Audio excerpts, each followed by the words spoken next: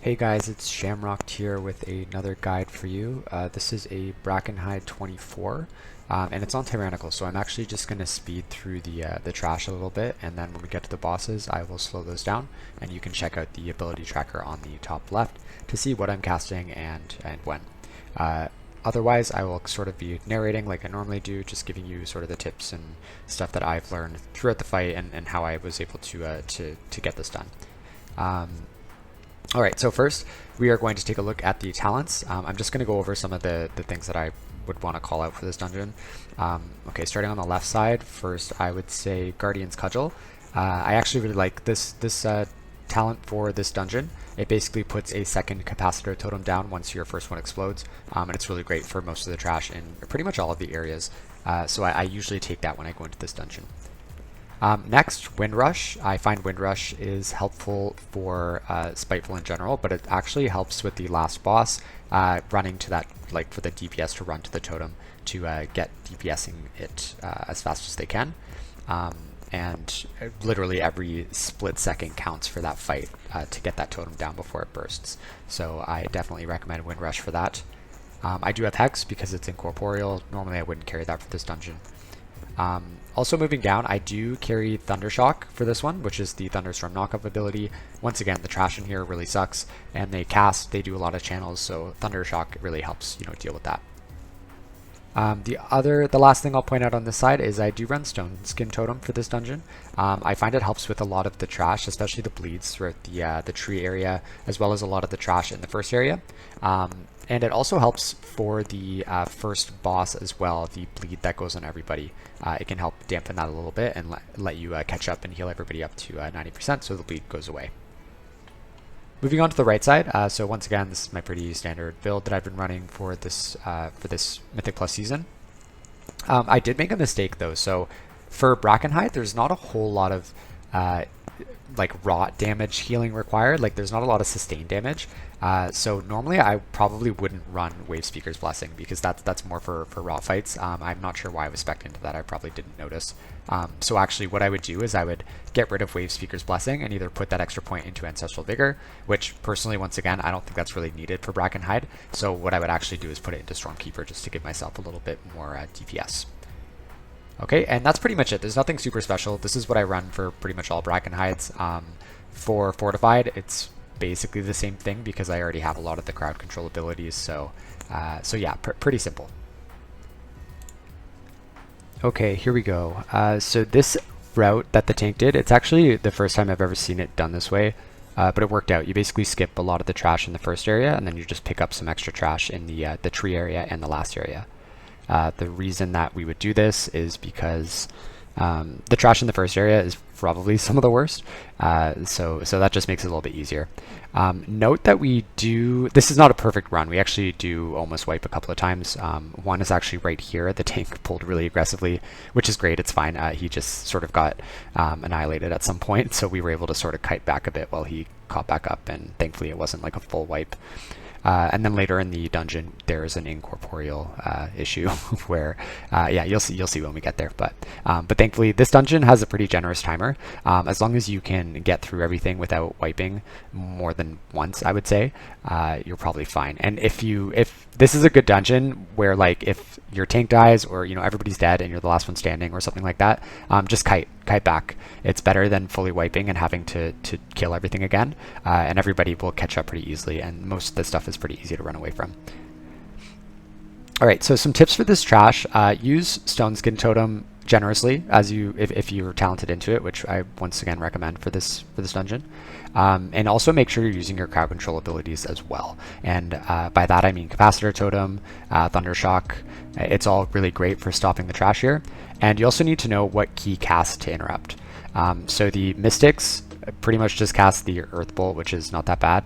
But there are the I forget what they're called, but there's like the ones that cast the Decay Surge. That should be interrupted, but it's not so bad. What really needs to be interrupted is the Withering Burst from those Decay ads, especially on Fortified weeks, because that will completely just one-shot people. So in order of priority, if you see that Withering Burst, that needs to be interrupted right away. And then also for the War Scourges, you obviously need to make sure somebody's interrupting the Hideous Cackle so that people don't get feared. But yeah, you actually see right there, Withering Burst went off and it put someone down to like 40% health, and that's only on Tyrannical. So on Fortify, that person is definitely going to die from that. So just be aware of that. Otherwise, get as much DPS in as you can, and also be liberal with your cooldowns. Like if you see, your tank pulls big and people are taking some damage, and people spike, especially if they're standing in a whirlwind or something like that. Do not be afraid to pop Ancestral Guidance or Slink or whatever. You will have it all up by the first boss, and really the only thing you need at the beginning of the first boss, as I'll show you, is Ancestral Guidance to get through that first bleed. So please don't be nervous about using your other cooldowns. So as you'll see, we skipped so much trash. Even the trash over by that other cage, we just soothed it, and then the priest picked up the cage. So it's really easy. And then you'll see, so for the incorporeals, help out when you can. It's really good, I find, if the whole group, especially if you're not like in Discord and in a coordinated group like we aren't. This is just a pug. It's good if every single person has some sort of CC, and that just will help make sure that none of the incorporeals go off, because it's such a sad way to go down if your incorporeals start casting. And like I said, we almost wiped to one, so you'll see later. Okay, going into this boss, once again the frames will start to slow down, and you'll see once again ability tracker on the top left. This boss, it scares a lot of people, but I promise you it's actually it's super easy once you figure it out. And that being said, I do actually mess up and one person dies because I wasn't ready for them to get the butcher or whatever, like basically when the gash tooth teleports behind them and starts hacking away at them. It's basically just like a really intense dot on the person, and I wasn't ready for it. So that being said, the scariest part about this fight is actually the AoE bleed that gash tooth puts on every single member of the party. He does it depending on how long you take. It's usually 2 times. However, if you take a long time, or if it's like a really high key like this, you might get it 3 times, so just be ready for that.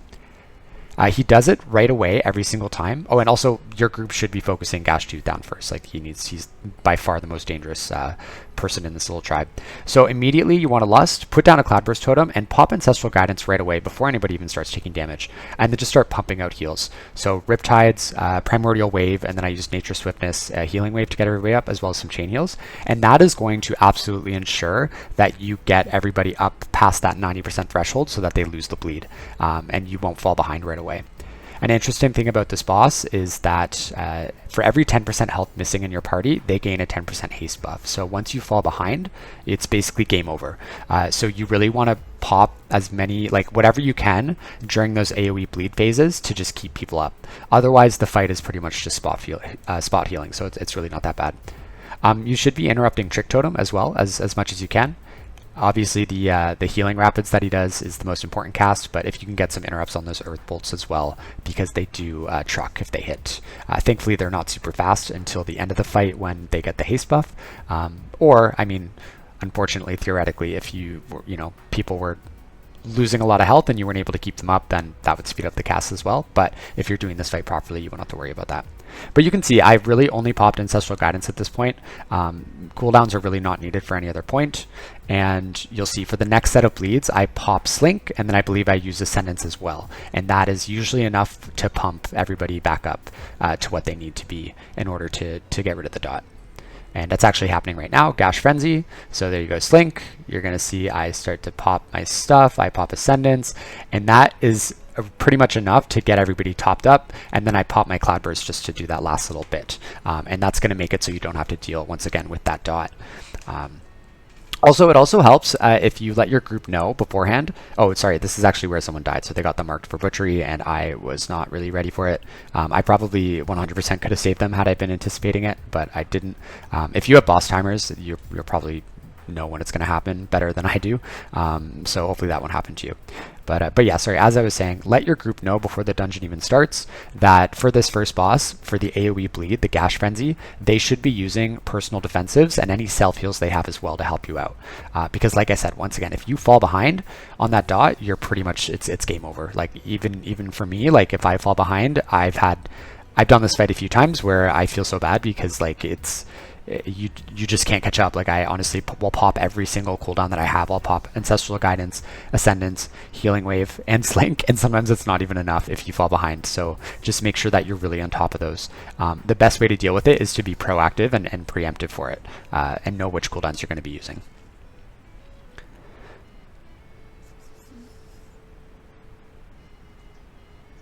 So awesome. We actually didn't get another Gash Frenzy there. If we had, though, that would have been my Ancestral Guidance, Healing Tide, and then also, once again, you put your Cloudburst Totem and use your Primordial Wave as well, and that should once again be enough to keep everybody up. You should also be using your defensives, and I'm so sorry, I should have mentioned this as well. Stone Skin Totem is perfect for that bleed as well. It'll decrease the amount of damage that everybody's taking from it and allow you to catch up with the healing. So don't be afraid to use that as a cooldown for those Gash Frenzies as well. And then once Gash Tooth is down, that's pretty much it. It's game over. Like there's no reason that you guys should wipe to these two guys being up. Just make sure you get your interrupts in. Trick Totem should be the next one to go, and then you get Hackclaw, because Hackclaw is by far the easiest.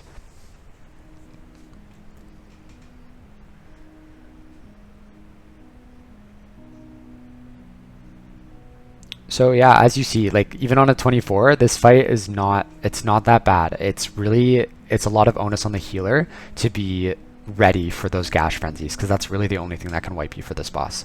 And then thankfully for this dungeon, once you get past this boss, the only other really hard part on a Tyrannical week would be the last boss. So hopefully if you get past this, you're pretty much sailing until you get to the last boss, and then you kind of have to focus off a bit.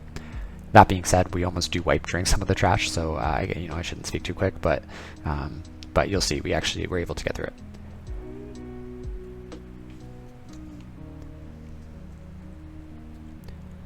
Alright, here we go. I'm going to start to speed it up a bit as we go through the second trash area.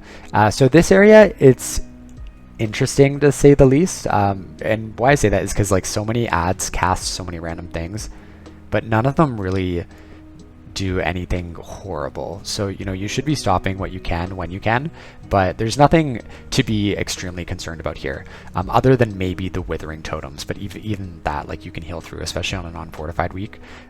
So hopefully your group is prioritizing what they need to kill first, which would most likely be the rot hexers or whatever those guys are, because they cast the totem. Otherwise the little trees and the big trees can be just killed naturally. Something to worry about here actually is the lashers. So they will sometimes target and charge at random people and put a bleed on them. And if you get upwards of like 3, 4, 5 stacks of that bleed, it can really hurt, especially on fortified. So that is something to be concerned about. Just keep an eye on your group. If everybody starts to get high stacks of bleeds, or even one person has like a really high amount, don't be afraid to pop your cooldowns to save them. And by that I mean using Slink so that everybody else can act as like a health battery for whoever's afflicted. Using Stone Skim pretty liberally. So once again, that's perfect for these bleeds. For me personally, it makes a difference. I know some people say 10% isn't a lot, and maybe it's not, but for me it just allows me a little bit of leeway to catch up on healing when people get lots of stacks. But otherwise, Ancestral Guidance, perfect to be using here because you can also DPS while you use it, and it's only on a 1.5 minute cooldown. And then Ascendance and Healing Tide, basically just use when you're like in really bad situations. Healing Tide is especially good if lots of people have the disease, because they're going to be taking lots of rot damage, and Healing Tide is great for that. And then Ascendance for me is not only a throughput cooldown, but it's a nice big defensive cooldown as well. So if I ever find myself in a spot where my health is low and I'm worried that I'm about to die, I will pop Ascendance, and that will give me a nice big boost of healing, and then allow me to sort of just pump into the group. And that's actually exactly what just happened right there. So you'll see I think I had a lot of stacks at the bleed, so Ascendance is one of the things that saves me there, and I also put a Stone Skin Totem down as well.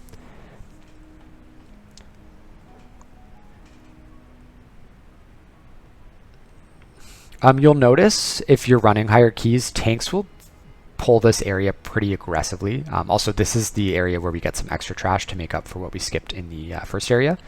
Normally you would actually skip these packs, but if you do happen to pull these packs, take care of the slime. They are important, they're high priority. Hopefully your group focuses them first, and they're also really annoying, and they explode after they die, so just be careful of that as well.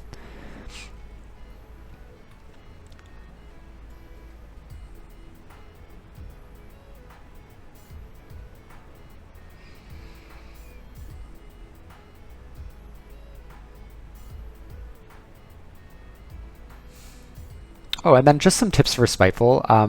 Earthbind Totem is your best friend on Spiteful weeks. You should be basically using it on cooldown whenever packs are starting to die. It really it slows them down by a lot. It gives people time to run away. And Windrush Totem, if you're using Windrush Totem, that is also a great ability to pop towards the end of trash packs when they're about to die and Spitefuls are coming out, and especially if there's still some trash up as well as Spiteful, it gives everybody a little bit of movement boost so they can move out a little bit quicker if they need to. Okay, I think we're getting to the part where we wipe, or sorry, we kind of half wipe. I basically kite things back and the tank gets battle res, and then we're able to sort of rally and regroup.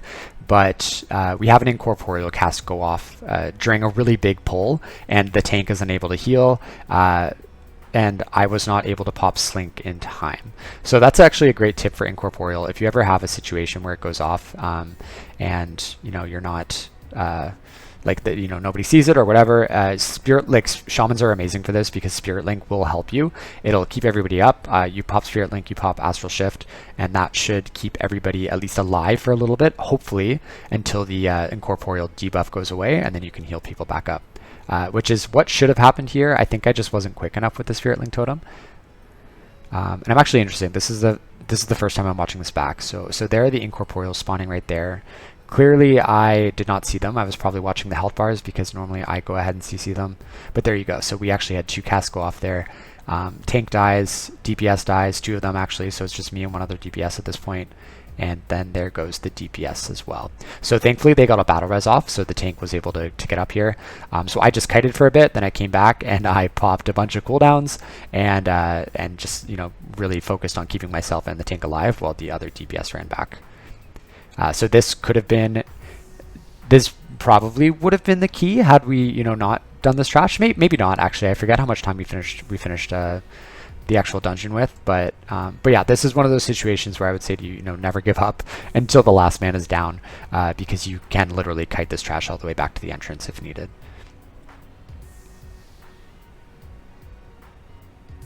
Alright, so now we get some DPS coming back, which is great. Then we get another incorporeal. I actually think one of them goes off here as well. So we all CC'd the same one, and then this one gets hodged by the pally, so it buys us some time, but then nobody has an interrupt for this one, so we get zapped by it, and then thankfully the warlock is able to banish it, but that almost resulted in us all dying again. So these incorporeals are very stressful when they occur at the wrong time, or if you don't see them, or if you're not coordinated and you all CC the same one. It's funny, I actually, when the fix first came out at the beginning of the week, I didn't really like it, mostly because sometimes it spawns out of frame, and it can be like you don't even see it, it doesn't make a noise or anything, so that sometimes feels a little bit unfair. But as I've gotten used to it, and have played a little bit more this week, I actually I like it. I think it adds a cool degree of difficulty when it spawns, at the worst absolute times, and it also requires, it's like a group effort. Like everybody should bring some sort of CC during incorporeal week so that they can help out. So if you're running with a group or friends or whatever, and there's anyone going, hey, you know what, I'd rather take my DPS talent than my CC talent, that's bad. Tell them no. It requires everybody to help out. Even if it only requires 1 CC, you never know what other group members are going to be doing, whether maybe they don't see it, maybe they're in the middle of trying to survive something, maybe they're in the middle of a cooldown thing and they're tunnel visioning, whatever. It's always good for everybody to have an option to CC those incorporeals. Alright, going into this boss, I once again slowed it down a bit. To be honest, this boss is kind of boring. It's not hard. I actually find the next boss, Gutshot, to be a little bit harder just because although easy in theory, things can go south really quick. Whereas this boss, it's like super easy. So some tips for this boss: get as much DPS in as you possibly can, just because it's not really any healing required. And the faster this boss goes down, the faster you can move on to something more fun and time your key. So yeah, first priority here is to get DPS in. Most of the tanks that I've run with are able to get eaten at least 2 or 3 times, so you don't even really have to worry about that. Really, the only thing you have to worry about are these little ads that come out. So if they're all able to cast on a higher Tyrannical week, it will wipe your group. So we actually have the perfect toolkit. If you're running the talents that I'm running, you should be able to stop pretty much every group of slimes between Thundershock and Capacitor Totem. And you'll see me do that a few times when slimes come out later. So once the tank or whoever gets eaten, the boss gets a little bit of a shield, so you just have to help DPS that down. And then they get spat out, and it's basically rinse and repeat. I guess the only other thing to watch out for is that Vine Whip, so hopefully the tank is not 360ing it around the entire group when they get it. It's pretty easy to move out of. You have a second or so if you see it, just be aware of that.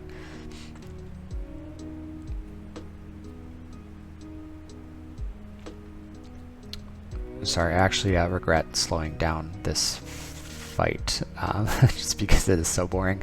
Anyways, Decay Spray goes out. I popped a Capacitor Totem for this one. I popped it a little bit early, so it just stuns them while we kill them. And because I have Guardian's Cudgel, it stuns them again a second time, which is pretty cool.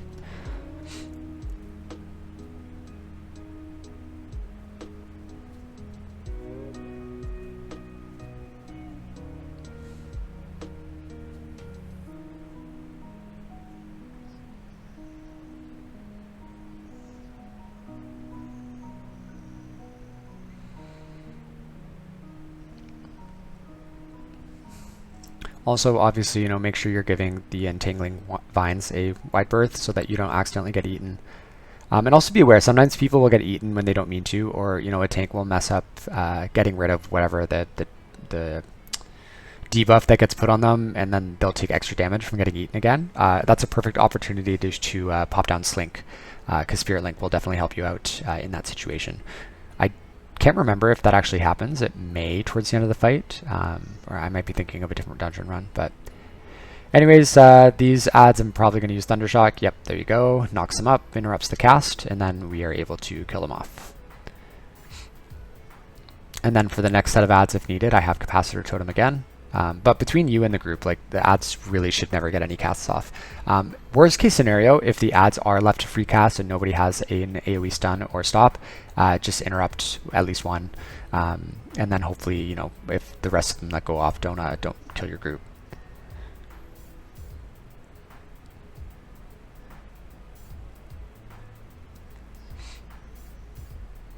All right, we're almost done here. We have one more eating phase, I guess you'd call it, Entangling Vines. I think the tank gets this one as well. Some tanks are, you know, super OP bosses like this guy. It was really good actually throughout this dungeon. He pulled really quickly. He was able to keep himself alive for most of it. And you'll see, so the most exciting part of this dungeon, if you want to skip ahead and don't want to watch this, is the end, the last boss. That's really the hard part. And I'm actually kind of proud of myself because we did not do it correctly. We let like 4 or 5 totem bursts go off, which should theoretically be a wipe, but I was able to use OP Spirit Link as well as Ascendance and some other cooldowns just to keep everybody alive there, and it was really a nice feels good moment. But yeah, Treemouth, really easy boss. If you're doing this and your group is struggling, it's not because the boss is hard, it's probably because you guys are not doing the mechanics properly, which really is just making sure that whoever gets eaten can survive, and making sure that those slimes go down really quick. If your group is not prioritizing killing the slimes and they're allowed to free cast, that will make this fight way harder. And also, you won't be able to do it as fast because you'll have to spend time healing instead of DPSing. But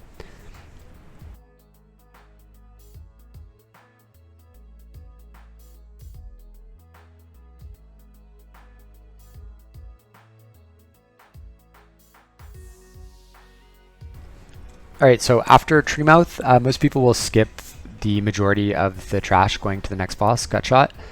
So for Stink Breath, he's really bad count considering how long he takes to kill. So you can either Mind Soothe and walk around him when he gets to the end of the bridge, or you can Warlock Gate past him like we did. And then skipping this trash, you kind of just jump up this little ledge where you put the marker down. As you'll see, I'm not very good at it, but I do make it eventually. And then this bear he's not very hard. He's a friendly bear, so we're just gonna pull him right into the boss, into Gutshot. And I've been told, I don't know if it actually works. Maybe we'll see with this playback, but I've been told you can use Gutshot's traps from the boss fight to mess with the actual trash in the same way that the hyenas will get snared and take damage. So just keep that in mind if you ever happen to pull the birds and the bear and whatever else onto this boss. You can actually use those traps to kill them a little bit faster. Okay, Gutshot. This is the boss I believe that everybody thinks is super easy. And I'm not gonna lie, it is. It's not hard, but it can go south really quickly if someone gets targeted by the hyenas and they're not paying attention, or they're just in a bad spot, or maybe the traps are in a bad spot. They will pretty much immediately get one shot. And if it happens to 2 DPS at the same time, then you have 2 people down. And if you don't have battle rises, you're either wiping or you're taking forever on this boss. So it is a boss that's easy, but it does require some focus and concentration to make sure that you're not getting caught unaware when those hyenas come out. For you, all you have to do is bait the traps in a nice spot. Usually try to bait them a little bit around the boss if you have melee groups, and if you have range, try to bait them around there. And then you just kind of want to hang around these traps. So if hyenas do decide to target you, you already are in a good spot to kite them into a trap. You basically want to keep a trap between you and the hyenas at all times, in case the boss decides to throw the meat at you and have them target you.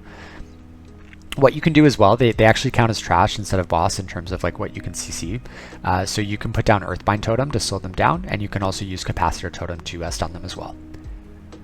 And Thundershock also probably works, which does have a slow associated with it, so you could probably use that. However, that means getting close to the hyenas, so I wouldn't necessarily recommend it.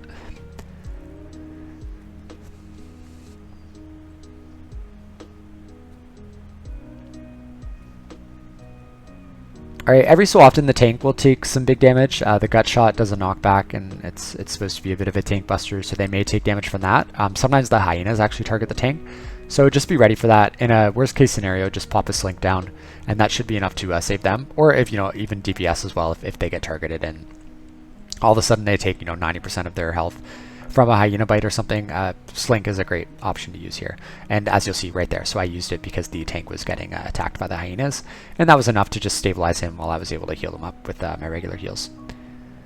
Theoretically, like, I don't know why I'm holding my... Yeah, there we go. Okay, so I do pop Ancestral Guidance as well, just because there's really no reason not to. You don't need anything up like after this until you get to the last boss, so don't, even though this is considered an easy boss, don't let that like stop you from using cooldowns to save anybody if needed. But just like Treemouth, otherwise you want to get some DPS in. You should focus the majority of DPS onto Gutshot, because the other DPS's cleaves will handle the hyenas. However, as a filler spell between lava bursts, you should be using Chain Lightning just to get those hyenas down a little bit quicker. And because it's really not that much less damage than using a lightning bolt anyways.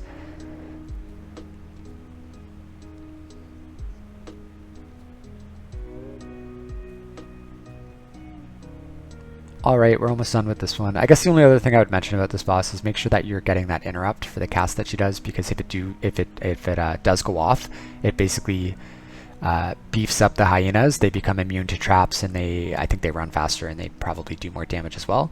So yeah, just really make sure that you're not letting those interrupts escape by. Because it's really the only thing that you're interrupting this fight.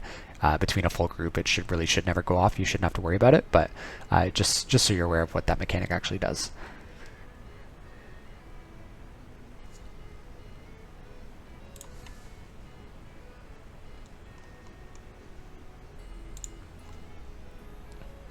Alright, there we go. That's Gutshot. We have 8 minutes left, which is a great place to be going into this last boss area. We have 94% trash, so we're just going to pull a little bit more here. I believe we pull a little bit in the actual last boss room. And then we're good to go. So for this trash, once again, really easy. The Filth Callers, they will actually sit there and cast something. I think it's called Decay Surge or something like that, and it basically just calls down these green circles. Sorry, it's not Decay Surge. It's Bursting Surge. Or something. It's either one. It's the one that they channel that you can't actually interrupt. That's a great opportunity to use Thundershock or Capacitor Totem, and that will stop them so that your group doesn't have to deal with the green swirls that basically it like rains green crud down onto the floor, and it makes these green circles that can become annoying to navigate around. So. Alright, once again, this is probably the last area that we're doing. There is a War Scourge that gets pulled in, which I don't know if it was intentional. I think I was actually the one who was standing in the wrong spot and pulled it, but I don't think he would have had it by without noticing us anyways, considering how close we were. So anyways, we're a little bit over count here, I think.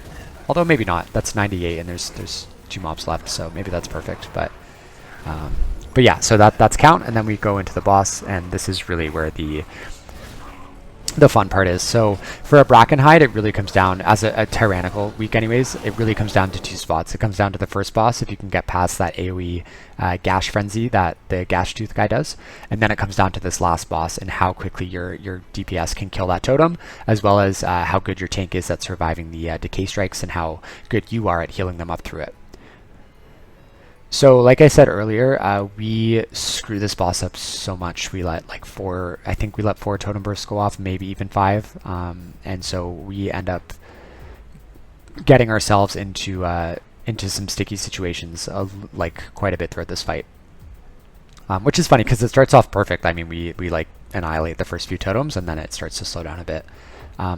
If I'm not mistaken, I believe the totem's health does not scale past 20. So it's not like it, you know, eventually becomes so impossible to heal. I could be wrong there. I'm pretty sure that's what I've heard. However, the damage definitely does scale. So if you let these go off, they do really hurt, especially on a 24. So this boss is pretty easy though in theory.